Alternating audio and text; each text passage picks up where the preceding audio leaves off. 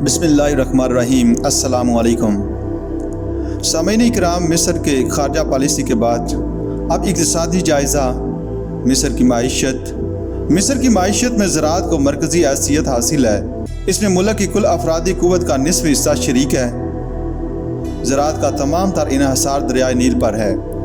अब आबाशी का कदीम तरीका ये था कि हर साल जब मौसम गर्मा में सैलाब आता तो इर्द गिर्द के खेतों में पानी भर जाता और नई ज़रखेज़ मिट्टी की दह बिछ जाती। मौसम ख़ज़ां में फसल काश्त कर दी जाती और बहार में काट ली जाती। साल के बाकी हिस्से में ज़मीन गैर आबाद रहती।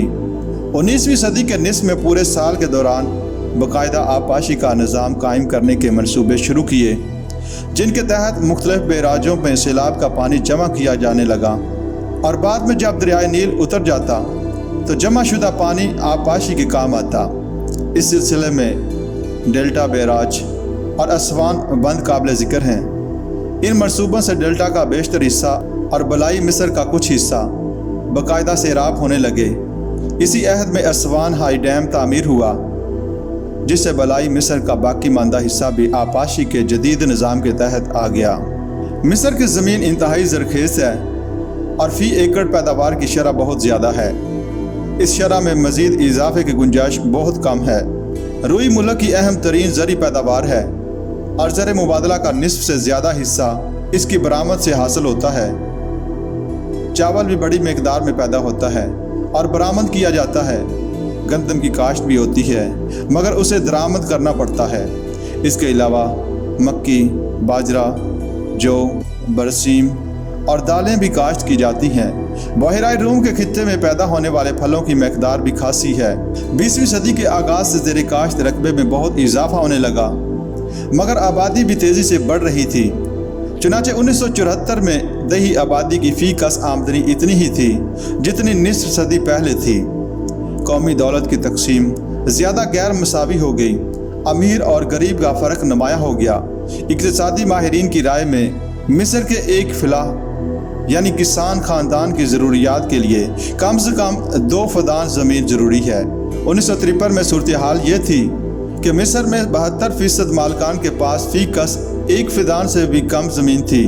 15 लाख ऐसे मज़ारा ख़ानदान थे जिनकी मलकियत में सरे से कोई ज़मीन ही ना थी। पहली ज़री इस्लाहात 1956 में नाफज हुई और फ़ी ख़ानदान ज़्यादा से ज़्यादा हद मलकियत 200 फदान मुकर्रर हुई।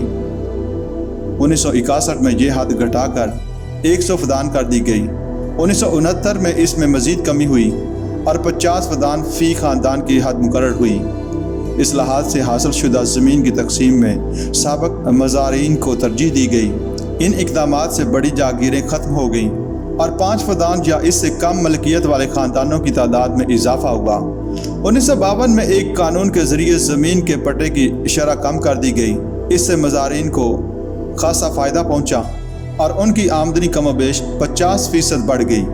जिन इलाकों में बड़ी जागीरों की ज़मीन मज़ारीन में तकसीम की गई, वहाँ हुकूमत की निगरानी में इमदाद बाहमी के फार्म बनाए गए।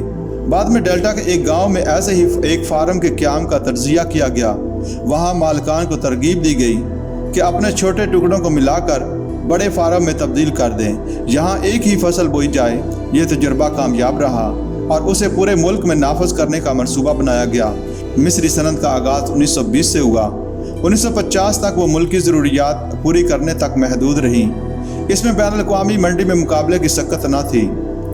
इनकलाबी कौंसिल के इब्तदाई दौर में सनत इसमें साबिक़ नजी शोबे में रही। जंग सुएज़ के बाद जब कौमी मईशत में मुश्किलात पैदा हुई तो सनदी पॉलिसी बदलने लगी। गैर मुल्की इमलाक ज़ब्त कर ली गई।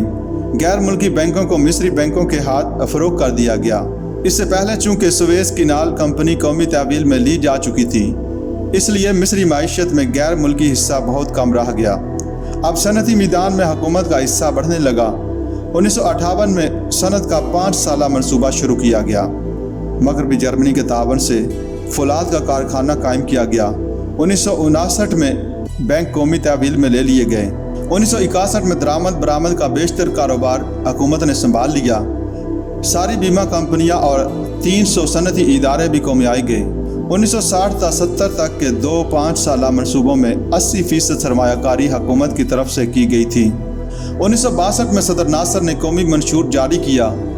इसमें सनती पॉलिसी की वजाहत करते हुए कहा गया कि सनतें कौमी तहवील में ले ली जाएंगी।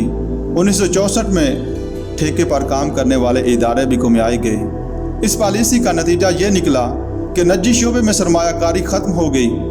1967 के बाद चुनांचे 1967 के बाद से हुकूमत ने कोशिश की कि निजी शोबे की हौसला अफजाई की जाए और इसका एतमाद दोबारा बहाल किया जाए। मिस्र में कपड़े की सनत सबसे ज़्यादा अहम है और कुल सनती पैदावार की कीमत का 1/3 हिस्सा इस सनत का है। बसें और कारें, यूगोस्लाविया के ट्रैक्टर, सनती बरामदात में कपड़े के अलावा टायर, तेल, सीमेंट, कीमियाई खादें, साइकिल और रेफ्रिजरेटर शामिल हैं। मिस्र की आबादी दरियाए नील के साथ साथ महदूद इलाके में मुर्तकिज़ है, इसलिए ज़राए आमदोरफ्त की सहूलतों की फरावानी है।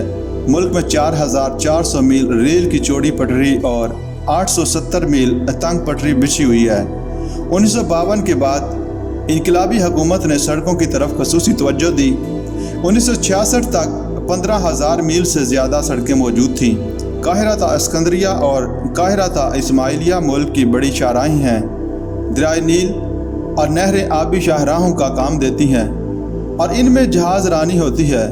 मिस्र में 2000 मील के करीब आबी शाहराहें हैं। काहिरा, अस्कंदरिया पोर्ट और दीगर 7 बड़े शहरों के दरमियान हवाई सफ़र की सहूलतें मौजूद हैं। 1956 में स्वेज़ किनाल कंपनी को कौमी तहवील में ले लिया गया। 1958 में नई स्वेज़ किनाल अथॉरिटी ने नहर को मज़ीद चौड़ा किया और गहरा करने का मंसूबा बनाया ताकि 55,000 टन के जहाज़ गुजर सकें। 1966 में एक नए मंसूबे के ज़रिए 1 लाख टन के टैंकरों के गुजारने की गुंजाइश पैदा की गई। असवान हाई डैम मिस्र की इक़्तिसादी तरक्की में इस मंसूबे को मरकज़ी हैसियत हासिल है। 1969 में बांध मुकम्मल हुआ। अगले साल पन बिजली का स्टेशन पाया तकमील को पहुंचा। 1973 तक बांध की झील, जिसे झील नासर कहा जाता है, पूरी तरह भर गई। इस बांध से न सिर्फ वसी पैमाने पर आबपाशी का काम लिया जा रहा है, बल्कि इसका अहम पहलू वो सस्ती बिजली है जो सनत के लिए बेहद ज़रूरी है। इस मंसूबे से बिजली की पैदावार 3 गुना हो गई।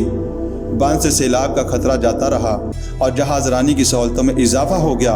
1971 में रूस के तावन से एक मंसूबा शुरू किया गया जिसके तहत मिस्र के 85% देहात को बिजली फराहम करने का प्रोग्राम था। इससे दही ज़िंदगी में इनकलाब आ रहा है।